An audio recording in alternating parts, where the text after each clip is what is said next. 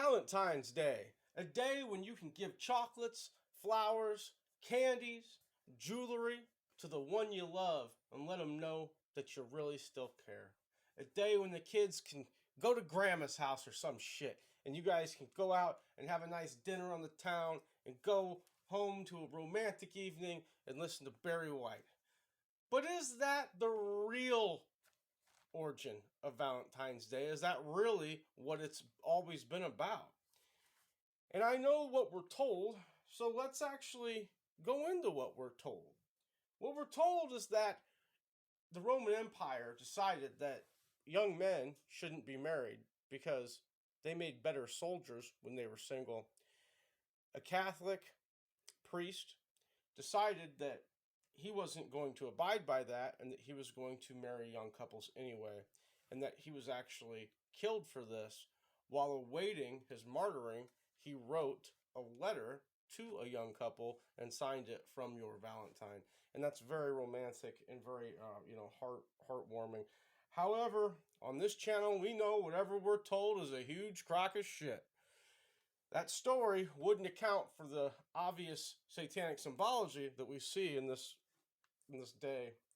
So let's go ahead and look at some of the symbols, and let's get into what exactly that they are that we're looking at. The rose, okay? The rose is tied to a god, Venus. Venus is the goddess of love, sex, and prostitution, okay? Cupid, a pagan god, son of Mercury and Venus. The red that you see is symbolic of the blood. The white that you see is symbolic of the cloth to wipe the blood. Now, the heart symbol, there's a plant at one time, and it was called the silphium. Okay, the silphium had a seed. The seed pod happened to have what we know of as a heart shape. Okay, this seed was said to be the first birth control. The plant no longer exists. So essentially, the heart symbol means kill your children. But some people have another idea of what the heart symbol means, because you'll notice that the heart doesn't actually look like the human heart, even though they try to associate it with the human heart.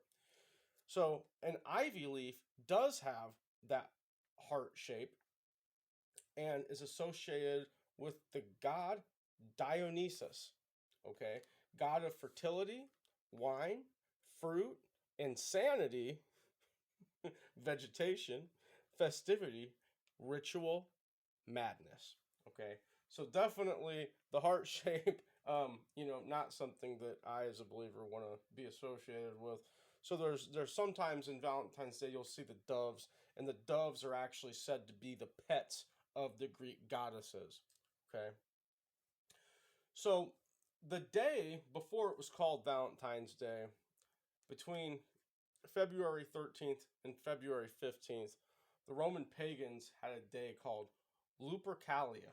Okay, Lupercalia was a ceremony that was themed after the god Lupercus, more commonly known as Pan. Okay, Pan happened to be a half goat, half human. Now, where have we heard of a pagan god that's half goat and half human? Oh yeah, the Baphomet. Okay, so the more you dig, the more you find, and shouldn't be surprised at this point. So some people also say that Lupercalia was there to pay homage to the Roman founders, which really wouldn't be much of a difference, as they have the occultic bloodline as well.